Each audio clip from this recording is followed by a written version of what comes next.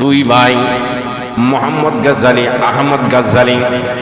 বিংশ শতাব্দীর কয়েক শতাব্দী আগের এক শতাব্দীর বড় দার্শনিকের ভিতরে একজন ছিলেন ইমাম গাজ্জালি রহমতুল্লাহ আলাইহি। মোহাম্মদ গাজ্জালি আর আহমদ গাজ্জালি। আহমদ গাজ্জালি হচ্ছে বড় ভাই আর মোহাম্মদ ইমাম গাজ্জালি হচ্ছে ছোট ভাই।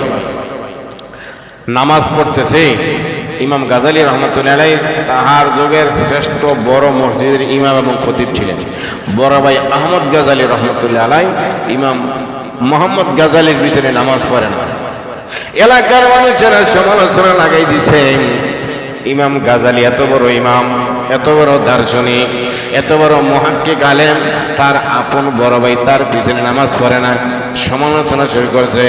মোহাম্মদ গাজ্জালি মায়ের কাছে এসে অভিযোগ করছে, আম্মা জান, এলাকায় আমি জগৎ বিখ্যাত, জগতের মধ্যে সবাই আমারে পছন্দ করে, আমার ফতুয়া দিলে কোড়ে রায় হয়, আমার ফতুয়ার অপেক্ষায় হাজার হাজার আলেমরা অপেক্ষা করে, কিন্তু আমি এলাকার কেন্দ্রীয় মসজিদের ইমাম খতিব, আমার আপন বড় ভাই আমার পিছনে নামাজ পড়ে না। এলাকার লোকেরা সমালোচনার জ্বর উঠে ফেলাইছে। লা ইলাহা ইল্লাল্লাহ, লা ইলাহা ইল্লাল্লাহ, লা ইলাহা ইল্লাল্লাহ, লা ইলাহা ইল্লাল্লাহ, লা ইলাহা ইল্লাল্লাহ, লা ইলাহা ইল্লাল্লাহ, লা ইলাহা ইল্লাল্লাহ, লা ইলাহা ইল্লাল্লাহ, লা ইলাহা ইল্লাল্লাহ, মুহাম্মাদুর রাসূলুল্লাহ সাল্লাল্লাহু আলাইহি ওয়াসাল্লাম। আলহামদুলিল্লাহ। সম্মানিত রোজাদার ব্যক্তিগণ, এক মাস সিয়াম সাধনা পালন করে রব্বে করিমের ডাকে সাড়া দিয়ে ঈদুল ফিতরের নামাজ পড়ার লক্ষ্যে সর্বাগে আগন্তুক মুসলিম হিন্দুকে জানাচ্ছি প্রাণডালা মোবারকবাদ, অভিনন্দন, আহলান সাহলান। মুসলিম ভাইদের জ্ঞাতার্থে জানাচ্ছি বাইতুল আমান জামে মসজিদে একটি মাত্র ঈদুল ফিতরের জামাত অনুষ্ঠিত হবে সকাল 8টায়। একটি মাত্র ঈদুল ফিতরের জামাত অনুষ্ঠিত হবে সকাল 8টায়। অতএব এখনও যারা বাসায় বাড়িতে বিভিন্ন কাজে ব্যস্ত আছি, দ্রুত কাজ থেকে ফারেক হয়ে মসজিদ পানে ঈদগাহ পানে ছুটে চলি। ঈদের নামাজ ছুটে গেলে একা একই আদায় করার কোনো সিস্টেম বিধান নেই। এই জন্য যথাসময়ে সময়কে মূল্যায়ন করে আমাদের বাইতুল আমান জামে মসজিদে সবার আগে এসে আপনি উপস্থিত হবেন, এটি আপনার জন্য আমরা কামনা করছি। অতি দ্রুত আমাদের মসজিদে এসে পড়ুন। আমরা চেষ্টা করব যথাসময়ে নামাজে দাঁড়িয়ে যাওয়ার জন্য ইনশাআল্লাহ।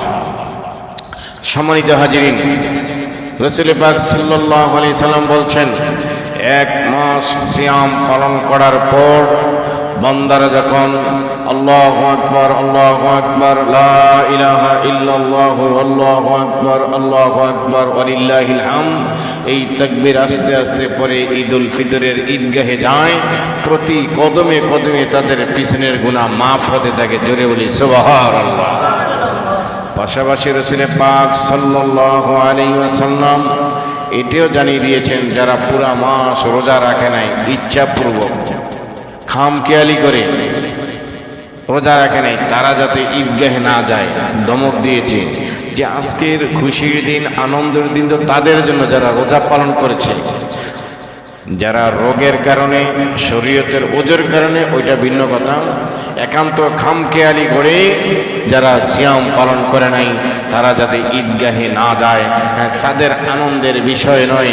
আনন্দের বিষয় হইল যারা পুরা মাস আল্লাহকে খুশি করার জন্য রোজা রেখেছে, রোজা ব্রত পালন করেছে। আল্লাহ সুবহানাহু ওয়া তাআলা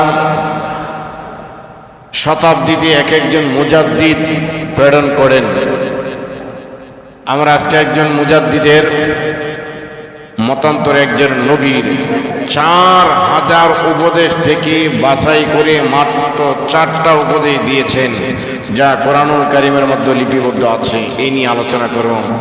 এই 4টা উপদেশ আমার আপনার জীবনের পথ ও পাথে দিশারি, সত্যের দিশারি, মুক্তির দিশারি, মানবতার, বিশ্ব মানবতার কল্যাণকামী মুহাম্মদ রাসূলুল্লাহ সাল্লাল্লাহু আলাইহি সাল্লামের কাছে এই বাণীগুলো আল্লাহ রাব্বুল আলামিন পৌঁছিয়ে দিয়েছেন লোকমান হাকিমের।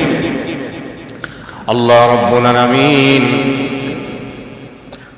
কোরআনুল কারীমের ভিতরে একটি সূরা নাযিল করেছেন, যার নাম সূরা লোকমান। রব্বে কারীম লোকমান হাকিমের আমলগুলো, কাজগুলো এত পছন্দ করেছেন, ভালোবেসেছেন। আল্লাহ রাব্বুল আলামিন আখিরি জামানার নবী মুহাম্মদুর রাসূলুল্লাহ সাল্লাল্লাহু আলাইহি সাল্লামের উপর তিনার নামে একটি সূরা নাযিল করে কোরআনে জানিয়ে দিয়েছেন। সুবহানাল্লাহ। লোকমান হাকিম তিনার ছেলের জন্য 4000 উপদেশ তিনি লিপিবদ্ধ করেছেন। 4000 উপদেশ থেকে একদিন ছেলেকে ডাক দিয়ে বলছেন, মাত্র 4টা নসিহত উপদেশ তোমারে করে গেলাম, আমার 4000 নসিহতের মূল সারাংশ, মর্মার্থ, ভাবার্থ এই 4টা নসিহতের ভিতরে রয়ে গেছে। সুবহানাল্লাহ। শব্দ কম, কথা দালালত করে অনেক বেশি। কথাটা ছোট, কথাটা অনেক ব্যাপক অর্থ বোঝায়, এরকম 4টা নসিহত। 1 নম্বর নসিহত লোকমান হাকিম করেছেন, ইহফাজ আরবাউন ফি আরবাইন। 4টা নসিহত তুমি সংরক্ষণ করে হেফাজত করো ও আমার সন্তান।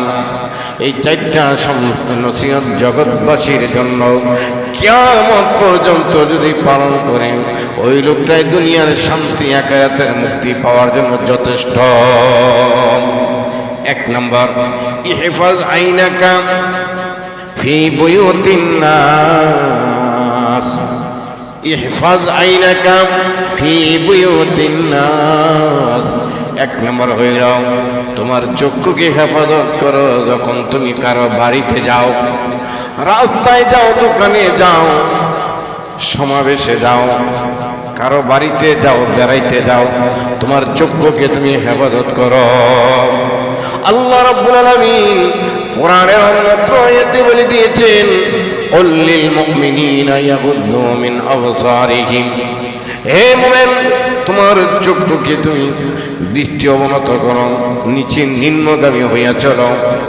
নবীজি বলছেন, মাইয়াজমান লি বাইনাল লাহইয়াইহি ও বাইনাল ফাখযাইহি আযমান লাহুল জান্নাহ।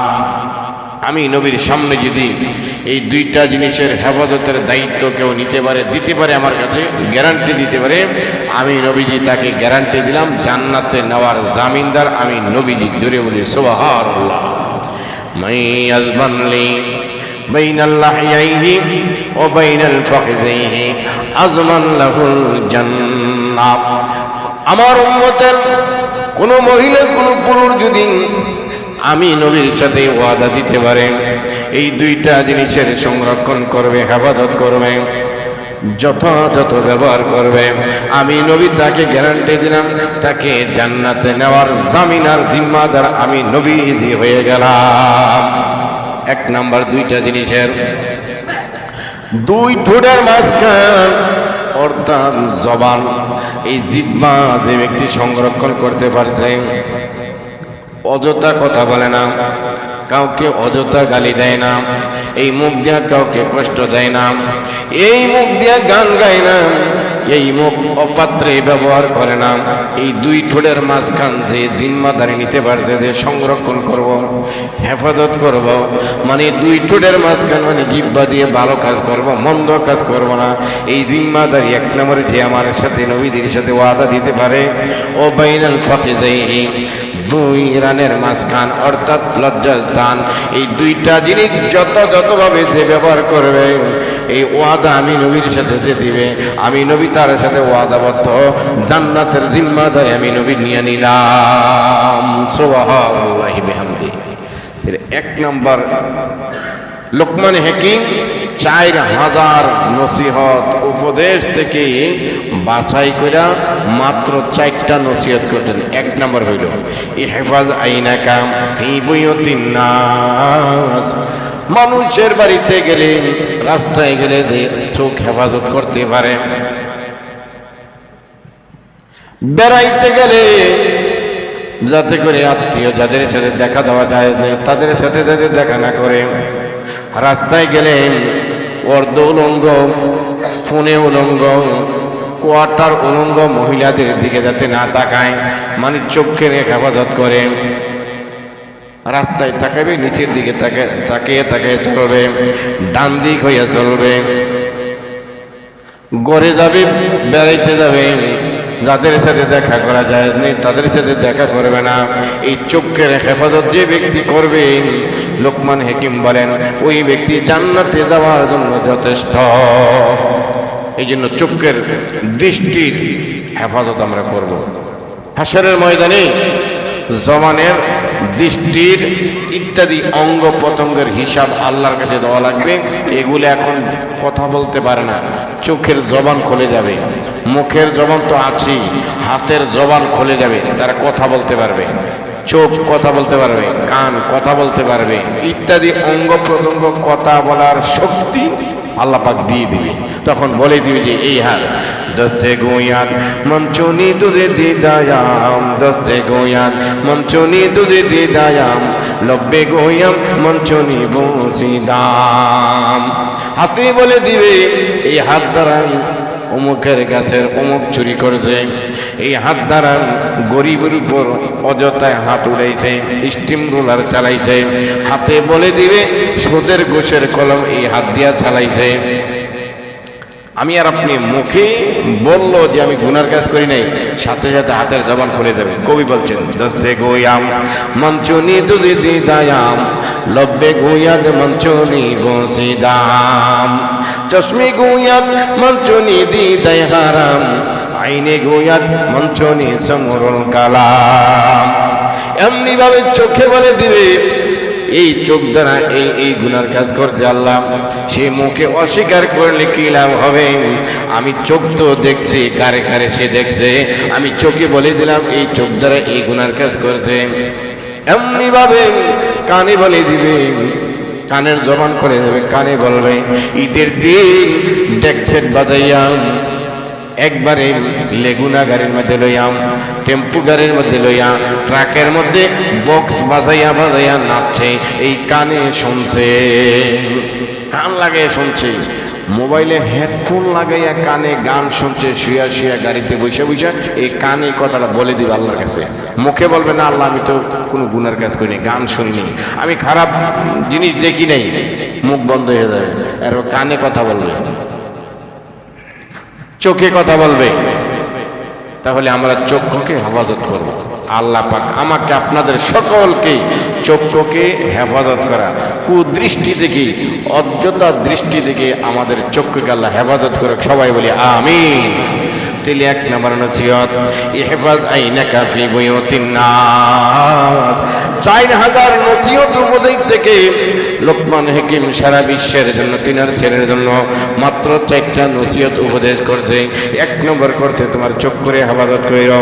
দ্বিতীয় নম্বর ইহফাজ লিসানাকা ফি মুজালাসাতিন নাস, ইহফাজ লিসানাকা ফি মুজালাসাতিন নাস।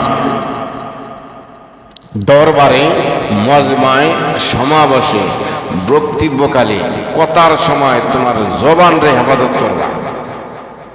জবান দিয়ে যাতে অজ্ঞতা কারণ আমি এক লাইন বেশি কথা না বের হয়, অজ্ঞতা গীবত না বের হয়, অজ্ঞতা মিথ্যা কথা সত্য কথার মিশ্রণ না ঘটে, সত্য মিথ্যার মিশ্রণ যাতে একসাথে জবান দিয়ে না ঘটে, এই জবানকে তুমি হেফাজত করবা। কারণ এই জন্য বলছে হেফাজ লিসানাকি ফি মুজালাসাতিন নাস, মানুষের দরবারে দোকানের মধ্যে বন্ধু বান্ধবের আড্ডায় যখন বসে মানুষ অযথা কথা, ফাহেসা কথা, খামখেয়ালি কথা, হাসির রহস্যজনক আরেকজনকে এই ইন্ডিকেট কইরা ঠকানোর জন্য এমন কিছু কথা বলে যেই কথাটা সে জাহান্নামে যাওয়ার জন্য যথেষ্ট।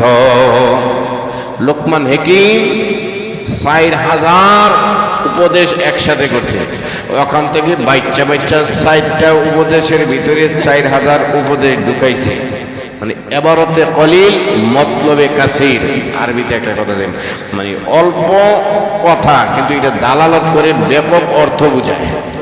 এবারতে কলিল মতলবে কাসির, 60টা কথার মধ্যে 4000 কথা ঢুকাইছে লোকমানে হাকিম। দ্বিতীয় নম্বর বলছে বন্ধু বান্ধব বা দরবারে, মজলিসে, সমাবেশে, গ্রুপে, বন্ধুদের আড্ডায় যখন তোমরা বলবা, ও ছেলে তোমার জবানটাকে তুমি কন্ট্রোল কইর। খামাকা কারণ আমি হাসানের জন্য মিথ্যা কথা বলে হইল না, খামাকাই অযথা কারণ আমি সমালোচনা, উপহাস, ঠাট্টা, বিদ্রুপ, উপহাস, ঠাট্টা, বিদ্রুপ করে গুনাহ কামাইয়া জবানটাকে ভরপুর করো না। তোমার জবানটাকে ওই মুহূর্তে কন্ট্রোলে রাখিও, হেফাজত কইরো। ইহফাজ লিসানাকা ফি মুজালাসাতিন নাস, মানুষের সাথে যখন তুমি বসো, মজলিসে যখন বসো, তোমার জবানটারে তুমি হেফাজত কইরো। ছেলেরে বললো। তৃতীয় নম্বর, চতুর্থটা নিয়ে একটু লম্বা কথা। তৃতীয় নম্বর, ইহফাজ মি'দাতুকা আলা মা'iদাতিন, দস্তরখানায় বসলে, খানার মধ্যে বসলে তোমার পেটটারে তুমি সংরক্ষণ করিয়া হেফাজত কইরো। হোটেলে বিয়ে শাদিতে বসলে হালাল হারাম তমিজ কইরা খাইও। সামনে খানা পাইলে যা আছে সব ওদের হয়ে দিও না। কক্সবাজার গেছে, কাঁকড়াও খাইতেছে, শুকরের গোস্ত খাইতেছে, কচ্ছপেরও খাইতেছে, বাবা বেঙ্গ খাইতেছে, ঘুরে পড়ি নাউযুবিল্লাহ। কাঁকড়া খাওয়া যদিও মাকরু আর কি, কিন্তু হারাম খানা যাতে তোমার পেটে না যায়, খানার দস্তরখানে বৈশা একটু হিসাব করে খাইও না। ওই বেড়ায় সুদের টাকা খামু না, ওই বেড়ায় তো ঘুষের টাকা নেয়, ওনার ঘরে খামু না, এই হোটেল তো হিন্দু হোটেল, এটা খামু না, এইখানা তো কচ্ছপের গোস্ত, এইখানা তো শুয়োরের মাংস, এইখানা তো অমুক ইত্যাদি বাইচ্ছা বাইচ্ছা ফেটে ঢুকাইও। খানার দস্তরখানে খানার সময় তোমার পেটটাকে সংরক্ষণ করো, মানে হালাল খানা ভক্ষণ করো। কম খাইও, কম কথা বললে কম ঘুমাইও। কম খাওয়া, কম কথা বলা, কম ঘুমানো, এটা আল্লাহওয়ালাদের বড় একটা নসিহত। কম খাওয়া, কম কথা বলা, কম ঘুমানো, বেশি ইবাদত করা, বেশি যাত্রা জাগ্রত থাকা। তাহলে তৃতীয় নম্বর, লোকমান হাকিম তাহার ছেলেকে ডাক দিয়ে বলে, ইহফাজ মি'দাতুকা আলা মা'iদাতিন, দস্তরখানায় বসলে মানে খানা সামনে আসলে তোমার পেটটারে সংরক্ষণ কইরা, হেফাজত কইরা। অযথা খানা, বেশি খানা, বেহারাম খানা, মানে হারাম খানা খাইও না। চতুর্থ নম্বর ডাক দিয়ে বলেন, ইহফাজ কলবাকা ফি সালাতি, নামাজের মধ্যে তোমার কলবটারে হেফাজত করে সংরক্ষণ করো। এই বিষয়টার মধ্যে আমরা একটু কথা বলবো। ইহফাজ কলবাকা ফি সালাহ, নামাজের মধ্যে তোমার কলবটারে, অন্তরটারে সংরক্ষণ করে হেফাজত করে। হে আমার বাচ্চা, দেখবেন আমরা 4 রাকাত নামাজ পড়ি, 4 রাকাতের ভিতরে 3.5 রাকাত সময় নামাজের বাহিরে কলবটা থাকে। নামাজ নেই হোগা, قال رسول الله صلى الله عليه وسلم لا صلاة إلا بحضور القلب, ওই ব্যক্তির নামাজটা নামাজ হবে না যে ব্যক্তির কলবটা, দিলটা, মনটা নামাজের মধ্যে উপস্থিত নাই। মন লাগাইয়া নামাজ না বলে এটারে বলে খুশু বলা হয়। মন দিল লাগাইয়া তার দিলের সাথে নিয়মতান্ত্রিক ধারাবাহিকার সাথে মনটারে, দিলটারে, বডির সাথে নামাজে উপস্থিত রেখে নামাজ পড়া। নামাজে দাঁড়াইয়া যায়, মন পঞ্চবড়ি দেয়া একবারে ধর্মগঞ্জ এনায়েতনগর দিয়ে ঘুইরা, তারপর আরাফাতনগর আস্তে আস্তে 4 রাকাত শেষ হয়েছে। মুসল্লির খেয়ালে নাই যে 4 রাকাত পড়তে গিয়ে পড়বে না। অনেক সময় ইমাম সাহেবের ভুল হয়ে গেলে মুসল্লিরা বোঝেও না 4 রাকাত পড়তে না 5 রাকাত পড়তে। তো পুরা 4 রাকাত নামাজের ভিতরে ফোনে 4 রাকাত নামাজের টাইমে মনটা নামাজে ছিল না। লা সালাতা ইল্লা বিহুজুরিল কলব, নামাজ হবে না যার দিল কলব নামাজে উপস্থিত নেই। তো লোকমান হাকিম 4000 নসিহতকে বাছাই করে সাইডিয়া নসিহতের ভিতরে 4000 নসিহত ঢুকাইয়া ৪র্থ নম্বর নসিহত জগৎবাসীর জন্য, ছেলের জন্য বলে গিয়েছেন, ইহফাজ কলবাকা ফিস সালাহ, নামাজের ভিতরে তোমার কলবটারে কি করো, সংরক্ষণ করো। কলবটারে পাগল মন ছুটে যাবে, এটারে নামাজের ভিতরে রাখো। ইমাম সাহেব কেরাত পড়তেছে, কেরাতের দিকে খেয়াল করো। তুমি যখন সানা পড়তেছো, সানার অর্থের দিকে খেয়াল করো। তুমি যখন কেরাত পড়তেছো, কেরাতের অর্থের দিকে খেয়াল করো। মানে যে কোনোভাবে নামাজের ভিতরে মনটারে রাখো। নামাজটা যাতে নিয়ত বাঁধার পরে দোকানে না যায়, নামাজটা যাতে দোকানের ভিতরে না যায়, নামাজের ভিতরে কলবটা যাতে পার্কের ভিতরে না যায়, ব্যবসার ভিতরে না যায়, মোবাইলের ভিতরে না যায়। হে ছেলে, তুমি তোমার কলবটারে, অন্তরটাকে নামাজের ভিতরে হেফাজত করো, সংরক্ষণ করো। ইমাম গাজ্জালী রহমাতুল্লাহ আলাইহি দুই ভাই, মোহাম্মদ গাজ্জালী, আহমদ গাজ্জালী, বিংশ শতাব্দীর কয়েক শতাব্দী আগের এক শতাব্দীর বড় দার্শনিকের ভিতরে একজন ছিল ইমাম গাজ্জালী রহমাতুল্লাহ আলাইহি। মোহাম্মদ গাজ্জালী আর আহমদ গাজ্জালী, আহমদ গাজ্জালী হচ্ছে বড় ভাই আর মোহাম্মদ ইমাম গাজ্জালী হচ্ছে ছোট ভাই। নামাজ পড়তেছে ইমাম গাজ্জালী রহমাতুল্লাহ আলাইহি তাহার যুগের শ্রেষ্ঠ বড় মসজিদের ইমাম এবং খতিব ছিলেন। বড় ভাই আহমদ গাজ্জালী রহমাতুল্লাহ আলাইহি ইমাম মোহাম্মদ গাজ্জালীর ভিতরে নামাজ পড়েন। এলাকার মানুষেরা সমালোচনা লাগাই দিছে, ইমাম গাজ্জালী এত বড় ইমাম, এত বড় দার্শনিক, এত বড় মুহাক্কিক আলেম, তার আপন বড় ভাই তার পিছনে নামাজ পড়ে না। সমালোচনা শুরু করছে। মোহাম্মদ গাজ্জালী মায়ের কাছে এসে অভিযোগ করছে, আম্মা জান, এলাকায় আমি জগৎ বিখ্যাত, জগতের মধ্যে সবাই আমারে পছন্দ করে, আমার ফতুয়া দিলে কোড়ে রায় হয়, আমার ফতুয়ার অপেক্ষায় হাজার হাজার আলেমরা অপেক্ষা করে, কিন্তু আমি এলাকার কেন্দ্রীয় মসজিদের ইমাম খতিব, আমার আপন বড় ভাই আমার পিছনে নামাজ পড়ে না। এলাকার লোকেরা সমালোচনার জ্বর উঠে ফেলাইছে।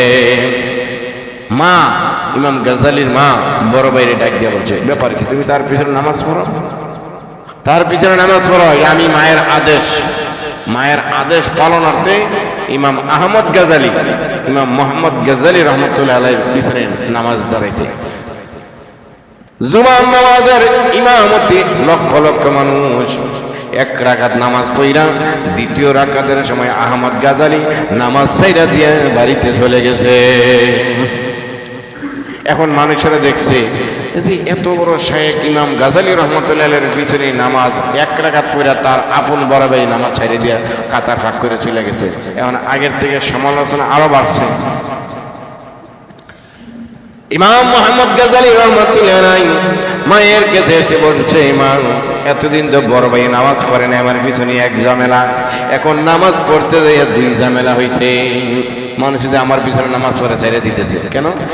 তোমার আপন বড় ভাই জুমার নামাজ 2 রাকাত, 1 রাকাত পড়া আর আরেক রাকাত নামাজ ছেড়েছে গেছে। প্রশ্ন করতে কয় তার পিছনে নামাজ হইব না, তো তোমার ভাই যদি তোমার পিছনে নামাজ পড়ে আমরা নামাজ পড়বো কেন? মা দুনো সন্তানকে ডাকাইছে, ইমাম গাজ্জালী রহমতুল্লাহ আলাইহি ডাকাইছে, ইমাম আহমদ গাজ্জালীর ডাকাইছে। কারণটা কি? বড় ভাই আহমদ গাজ্জালী ডাক দিয়া কয়, তোমার ছেলে জগৎ বিখ্যাত আলেম হইতে পারে, বড় খতিব হইতে পারে, নামাজের ভিতরে প্রথম রাকাতে মনটা দিলটা ইমাম সাহেবের, খতিব সাহেবের নামাজের ভিতরে আছিল, আমি নামাজও পড়ছি। দ্বিতীয় রাকাতে খতিব সাহেব, ইমাম সাহেবের দিলটা নামাজ থেকে বের হয়ে গেছে, এই জন্য আমি আহমদ গাজ্জালী তার পেছনে নামাজ ছাইরা দিয়েছি। সুবহানাল্লাহ। মানে ইমাম মোহাম্মদ গাজ্জালী জগৎ বিখ্যাত মারেফতের দিক দিকে, ইলমে লদুন্নির দিক দিকে আহমদ গাজ্জালীর তুলনায়, মোহাম্মদ গাজ্জালীর তুলনায় আহমদ গাজ্জালীর জ্ঞান অনেক গভীর। কয় আমি নামাজে দাঁড়াইলে আমার গভীর জ্ঞান দেন নামাজে এমনভাবে উপস্থিত রয়েছে। মা, তোমার ছোট ছেলে জগৎ বিখ্যাত আলম সেদিন নামাজ পড়াইতেছে, প্রথম রাকাতে তার নামাজটা ভিতরে তার দিল কলব উপস্থিত ছিল, তো আমি নামাজ পড়ছি। দ্বিতীয় রাকাতে যদি তার দিল কলব নামাজে উপস্থিত থাকতো আমি পড়তাম। দ্বিতীয় রাকাতে আমি আমার ইলমে লদুন্নি, আল্লাহ প্রদত্ত এলেম, তথা মারিফতের ইলম যে বুঝতে পারলাম তোমার ছেলের দ্বিতীয় রাকাতে গিয়ে নামাজের মধ্যে দিলটা অন্তরটা নাই, এই জন্য আমি নামাজ ছাড়ি, নামাজ হইবে না। লা সালাতা ইল্লা বিহুজুরিল কলব, নবীদের হাদিস, নামাজের ভিতরে যদি মনটা দিলটা উপস্থিত না থাকে ওই ব্যক্তির নামাজটা হবে না, কষ্ট করে দেবে। এই জন্য ইহফাজ কলবাকা ফিস সালাহ, হে জগৎ বিখ্যাত ভাইয়েরাম, এলাকাবাসীর ভাইয়েরাম, নামাজের ভিতরে দরকার আপনি ছোট সূরা পড়েন, লম্বা সূরা পড়লেও যদি লং টাইম নামাজে আপনার মন না থাকে, লাগে আপনি 3 আয়াতের ছোট ছোট সূরাতে নামাজ পড়েন, তারপরে নামাজের ভিতরে মনটা উপস্থিত রাখেন। লম্বা সূরা পড়তেন, নামাজ পড়তেছেন একদিক দিয়া, মন অন্যদিকে ছোটাছুটি করতেছে, অন্য দিক দিয়া অন্য একটা বিষয়ে ক্যালকুলেশন করতেছেন, হ্যাঁ, ব্যবসার হিসাব করতেছেন, তারপরে কম্পিউটারের হিসাব করতেছেন, জমি জমার হিসাব করতেছেন, নামাজের মধ্যে এই নামাজটা হইল না। এবার মা আদেশ করতেছেন, ও ইমাম গাজ্জালী, জগতের মানে তোমার ফতোয়ার অপেক্ষায় থাকে, তোমার ফতোয়া না গেলে কোর্টের মধ্যে রায় হয় না, ওইটা ঠিক আছে, তবে তোমার কাছে আমি ওসিয়ত আবার করে দিলাম, উপদেশ তোমার আমি দিয়ে গেলাম, তোমার নামাজের ভিতরে তোমার মনটারে সদা অবস্থিত রাখবা, তাহলে তোমার বড় ভাই ইলমে লাদুন্নি প্রাপ্ত, আল্লাহ প্রদত্ত ইলমওয়ালা মারিফত প্রাপ্তওয়ালা ভাইও তোমার পিছনে নামাজ পড়বে। এই বড় ছেলে তোমারে বলে দিলাম, আমার ছোট ছেলের পিছনে আজ থেকে তুমি নামাজ পড়বা, আর ছোট ছেলে তোমারে বলে দিলাম নামাজের ভিতরে তোমার কলবটা, দিলটা, মনটা উপস্থিত রাখবা। বুঝতে পারলাম ভাইয়ের আমার, তাহলে কলব দিল নামাজের মধ্যে উপস্থিত রাখাই লাগবে। আর এটা শয়তানের ধোঁকা দিয়ে আমাকে আপনাদের সকলের বেলায়, আমার বেলায়, আপনার বেলায়, সবার বেলায় নামাজ থেকে মনটা গাফেল করে নেয়। গাফেল মানে বেখবর, নামাজে মনটা নেই। এই জন্য তো অনেক মুসলিম ভাই আমরা অনেকে বলি, হুজুর নামাজের মধ্যে 2 রাকাত পড়লাম না, 3 রাকাত পড়লাম, এই নিয়ে একটা সুসি লাইয়া থেকে সবসময় এই একটা ফেস লাগিয়েই থাকে। এই কি আলাম তারা সূরা বললাম না, তাব্বাত ইয়াদা বললাম, রুকু থেকে 4 বার সুবহানাল্লাহিল আলা বললাম না, বেজর 3 বার বললাম, তো এতে বোঝা যায় নামাজের মধ্যে আপনার দিলটা, মনটা উপস্থিত নাই, বেখবর। নামাজে দাঁড়াইতে এনে মন গিয়ে রয়েছে একবারে 2 নম্বর গাড়ি, সারা মন গেরি, ধর্মগঞ্জ, আরাফাতনগর ইত্যাদি জায়গায় ব্যবসা বাণিজ্য, তো মনটা উপস্থিত রাখাই লাগবে। যাদের নামাজের ভিতরে দিলটা, মনটা উপস্থিত থাকে না, তারাই নামাজের রাকাত হিসাব রাখতে পারে না। আত্মাহিতুর জায়গায় আলহামদুলিল্লাহ সূরা না পড়ে আত্মাহিত ফিরে ফেলায়, আত্মাহিতুর জায়গায় আলহামদুলিল্লাহ ওরা দলিন ফিরে বলছে, এই হ্যাঁ করলাম তো ওরা দলিন বলে না, আত্মাহিত না। এরকম নামাজের মধ্যে অনেকে দেখবেন দাঁত কামড় দিয়ে বলে, তো বুঝে গিয়ে হ্যাঁ উল্টা হল করে ফেলাইতেছে। নামাজের মধ্যে চেহারাটা বিকৃতি এসে যায়, মানে পড়ার পরে কত না সেজদা গেলাম কি গেলাম না, রুকু কি 3টা হইল না 2টা হইল, সেজদা কি একটা বেশি দিয়ে ফেলাইলাম, বসলাম 2 রাকাত আত্মাহিত পড়ছে কিনা, আত্মাহিতকে আব্দুল্লাহ রাসূলের পরে আল্লাহুম্মা সাল্লি আলা মুহাম্মদ কুয়ে ফলাইছিলাম কিনা, দোয়ায়ে কুনুতের জায়গায় বিতিলাম আগে দোয়ায়ে মাসুরে আল্লাহুম্মা ইন্নী যালামতু নাফসি যুলমান কাসীরা পড়ে ফেলা ইত্যাদি। আর আরো বেশি হয় ঈদের নামাজ আর জানাজা নামাজে, শয়তানের ধোঁকা দিয়া ঈদের নামাজের মধ্যে তাকবীর উড়ান লাগে, ইমাম সাহেব তাকবীর উড়ে হাত উড়াইছে, ওনারা উড়াই নাই। জানাজা নামাজে হাত উড়ান লাগে না, শুধু আল্লাহু আকবার বলে মানে হাত উড়াই হলাইতেছে। এই তো হইলে বোঝা গেল নামাজের মধ্যে মনটা, দিলটা নাই। ইমাম আবু হানিফা রাহমাতুল্লাহি আলাইহির কাছে এক লোক এসে অভিযোগ করতেছে, শেষ করে দিচ্ছি, এক লোক এসে অভিযোগ করতেছে, হুজুর টাকার থলি একটা কোন জায়গায় রাখছি, আমি আমার পরিবার সবাই মিল্লা চেষ্টা করে পাইতেছি না, মনই আসতেছে না, টাকার থলিটা, টাকার ব্যাগটা, মানি ব্যাগটা কোথায় রাখছি। ইমাম আবু হানিফা রাহমাতুল্লাহি আলাইহি কতক্ষণ গবেষণা কইরা বিশ্লেষণ কইরা বলতেছে, টাকার ব্যাগ পাইয়ে ফেলবা, তুমি এই মুহূর্তে সুন্দর করে ওযু করো, একবার ওযু কইরা পাক পবিত্র হইয়া নামাজের মসলাটা ভিতরে নির্জন জায়গায় যে 2 রাকাত নফল নামাজে দাঁড়াইতে হও, নামাজের ভিতরে মনে এসে দেবে যে ব্যাগ কই জায়গায় রাখছো। ইমাম আবু হানিফা সিনিয়র গবেষক, দার্শনিক, মুজাদ্দিদ, সুন্দর করে ওযু করে পাক পবিত্র হয়ে নামাজের মুসল্লা বিষয়ে একবারই মসজিদের কোনায় গিয়ে নামাজে দাঁড়াইতে 2 রাকাত নফল নামাজ পড়বো, খতম রাকাত শেষ, নামাজের মধ্যে মনে এসে গেছে ব্যাগ কোন জায়গায় রাখছে, জোরে বলি আল্লাহু আকবার। নামাজ কোন রকম শেষ করতে গিয়া ব্যাগ পাইছে, ইমাম আবু হানিফা রাহমাতুল্লাহি আলাইহির কাছে বলছে, হুজুর আপনার আমল করছি, 2য় রাকাতে যাওয়ার লাগে নেই, প্রথম রাকাতের বেলায় মনে এসে গেছে যে ব্যাগ, টাকার ব্যাগ যে কোন রুমে, কোন বাক্সে, কোন জায়গায় রাখছে পাইয়া গেছে। ইমাম আবু হানিফা রাহমাতুল্লাহি আলাইহি বলেন, তুমি যখন পাক সাফ পবিত্রতা অর্জন করে নামাজের মধ্যে দাঁড়াইছো, শয়তান তোমার মনের মধ্যে আইসা ওই ব্যাগের টাকার থলির কথা মনে করে নামাজ দ্বারা তোমার বন্ধু নষ্ট করাই দিতে, টাকার থলির কথা মনে করে দিতে। শয়তান বলতেছে তুই নামাজ পড়বি আর এই নামাজের বিরুদ্ধে লোক আমি, তুই সেজদা দিবি, এই সেজদা না দেওয়ার কারণে আমার জান্নাত থেকে আল্লাহ বাইর করছে, আর তুই এসে তোর টাকার থলির কথা আমি মনে করে দিলাম, তোর নামাজ বাদ কর, টাকার থলি লিয়ে তুই থাক, ভিক্ষা লাগবে না, কুত্তা সামাল আগে। বাবা হানিফা রাহমাতুল্লাহ আলাইহির একটা আমল, যদি কেউ কোনো জিনিস না পান, কোনো জিনিস হারাই বলছেন, পাইতেছেন না, মনে নাই, মনে আসতেছে না, সুন্দর করে ওযু করে নফল নামাজে দাঁড়াই দেবেন, শয়তান এ মনে করে দেব, নামাজ বন্ধ করাইয়া তোমার ওই দুনিয়াবি জিনিসটারে স্মরণ করে দেব। তবে সংরক্ষণ রাখবেন সব সময় দিল মন কলবটা নামাজের মধ্যে উপস্থিত রাখার চেষ্টা করেন। ছুটে যাবে আমাদের পাগল মন, এটা ছোটাছুটি করবো, এটারে বাইন্দা রাখতে হইব, এটারে টাইনা রাখতে হইব, নামাজের মধ্যে মন চলে যাবে আবার আসতে হইব, চলে যাবে আবার আসতে হইব। প্রিয় হাজিরিন, আল্লাহ রাব্বুল আলামিন আমাদের সকলকে এই চারটা নসিহত আমল করার তৌফিক দান করে। সকলে বলি মুসলিম ভাইরা, ঈদের দিন আলহামদুলিল্লাহ আমাদের মুসলিম ভাইরা অনেক এসেছে। আমরা সকলে আমরা চেপে বসি, সামনে বসি, সামনের কাতারগুলো আগে পূর্ণ করি। মুসলিমের অনেক ভাই আসছে, দোতলা তিনতলায় ছাদে আমাদের ব্যবস্থা আছে, রাস্তায় লাগলে ব্যবস্থা আমরা করে দেব। আমরা যারা ভিতরে আছি আমরা চেষ্টা করব প্রত্যেক কাতারে 1-2 জন লোক ঢুকিয়ে 2 রাকাত নামাজ হয়তো একটু কষ্ট করে হলো চেপে আমরা বসবো। মুসলিমেরা যারা ফাঁকা জায়গা আছে সামনে আগে বসেন, সামনের কাতারগুলো ফিল আপ করে বসেন। আমরা নামাজের নিয়ম নিয়তি ইত্যাদি কিছু বলেও দেব আলহামদুলিল্লাহ। পরবর্তী নামাজে দাঁড়ানোর আগে যেহেতু বছরে 1-2বার নামাজটা পড়া হয়, নিয়ত ইত্যাদি আমরা বলে দেব। এর আগে আলহামদুলিল্লাহ আপনারা প্রতিনিয়ত বছরে নতুন বছর শুরু হলো, মানে হিসাবে নতুন বছর রমজানের পর থেকে শুরু হলো। এমনি তো মুহররম মাসের 1 তারিখ শুরু হয়, তা আমাদের এই বছরে আল্লাহ রাব্বুল আলামিন রমজানুল মুবারকের কারণে পূর্ণ 1 বছরের গুনাহকে আল্লাহ ক্ষমা করে দেখ। সবাই বলি আমিন। আমরা যথাসম্ভব একবারে চেপে যে একবারে বেশি কষ্ট করতে হবে এটা বলছি না, যথাসম্ভব সাধ্য অনুযায়ী, স্বাদ আছে সাধ্য নেই, সাধ্য অনুযায়ী আমরা চেপে দাঁড়ানোর চেষ্টা করব, কাতার ফিল আপ করবো। ছোট বাবুদেরকে যাদের উপরে নামাজ ফরজ হয়নি সাইডে দিয়ে দেওয়ার চেষ্টা করব। মুসল্লি ভাই যারা বাইরে আছেন দাঁড়িয়ে, উপরে দোতলায় জায়গা আছে, ছাদে ব্যবস্থা আছে, তারপরে না হলে আমরা রাস্তায় কার্পেটের ব্যবস্থা করে দেবো, বারান্দায় জায়গা আছে, আমরা যথাসম্ভব দাঁড়িয়ে যাবো ইনশাআল্লাহ। আমি আল্লাহ সুবহানাহু ওয়া তাআলা আমাদের সকলকে 4টা নসিহতের উপর আজীবন আমল করার তৌফিক দান করুক। প্রতিনিয়তই আপনারা রমজানে ইফতারের জন্য রমজানের হাদিয়া উপলক্ষে মাদ্রাসায়, মসজিদে, কবরস্থানে দান করেছেন। রব্বে কারীম এই দানগুলোকে জান্নাতে যাওয়ার ওসিলা বানাই দেব। আজও বছরে যেহেতু একটি দিন, পবিত্র দিন, মুসলমানদের আনন্দের দিন, এই আনন্দে একসময় 2টা পালন করত, মেহের জান নাই রোজ নামে 2টা আনন্দ পালন করত। নবীজি হিজরত করে গিয়ে মদিনায় গিয়ে দেখলেন ইহুদি খ্রিস্টান নব্য মুসলমানরা মেহের জান নাই রোজ হেমন্তের আনন্দে তারা মেলা করত। আল্লাহ সুবহানাহু ওয়া তাআলার কাছে নবীজি ধ্যানমগ্ন হলেন।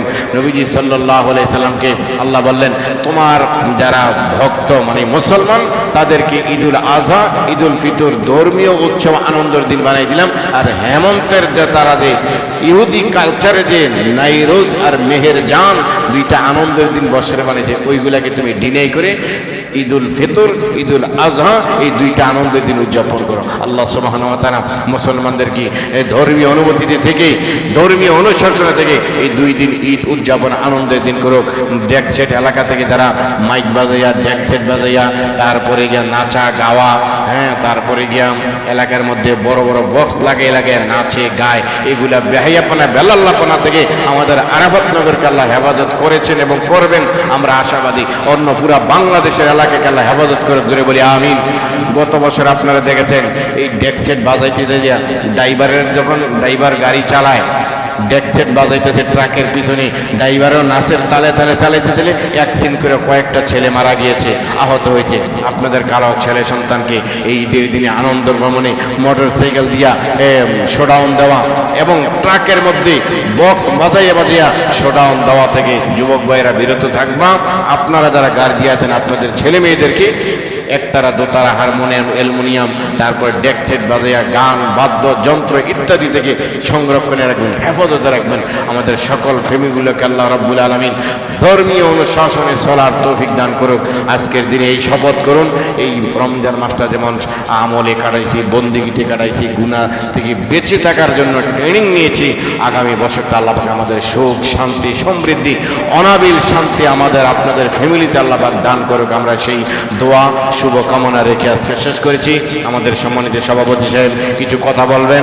আমরা এখনো মুসলিম ভাই যারা বাসায় বাড়িতে আছি, আমরা যথাসময়ে নামাজে দাঁড়িয়ে দেওয়ার চেষ্টা করবো ইনশাআল্লাহ। যদিও কিছু টাইম বেশি হয়ে গেছে, আপনারা এখনো যারা বাসায় বাড়িতে আসছেন পরবর্তীতে এসে ফোনও করে যে হুজুর নামাজ এসে পেলাম না, কিন্তু আমরা কিন্তু প্রতি বছরই 2-4-10 মিনিট দেরি করে দাঁড়াই, তারপর আপনারা মনে করেন আসবো করে 2-4 দিন লোক ঈদের নামাজ হারিয়ে ফেলি। আল্লাহ রাব্বুল আলামিন সকলকে যথাসময়ে মসজিদ বানিয়েছে ঈদের নামাজ আদায় করার তৌফিক দান করুক। আমাদের সম্মানিত সভাপতি সাহেব কিছু গুরুত্বপূর্ণ কথা বলবেন, আমরা সকলে মনোযোগ সহকারে শুনবো। এরপরে আমরা নামাজের নিয়ম নীতি নিয়ত